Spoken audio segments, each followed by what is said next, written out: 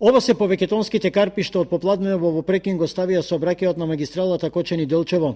Дождот што врне од безмалку 24 часа предизвикува одрон не само на земјиште, но и на помали, но и поголеми парчиња од карпи. Од Македонија пат велат дека кога ќе донесат соодветна механизација, веќе се надеват во текот на утрешниот ден патот да биде ослободен.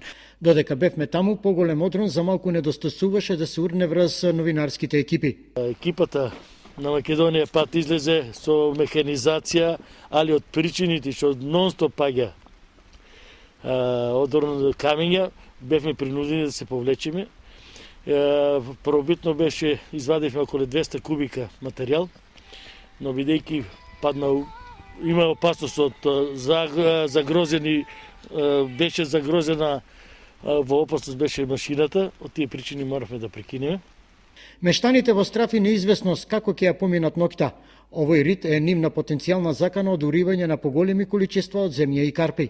Па страна е како не страна, кад пада како не, ајде ти приди. Не може да приди никој тука. Тука никој не може да приди тоа. Обилните врнежи предизвикаа делумна блокада на магистралата Виница-Берова кај местноста Обозна.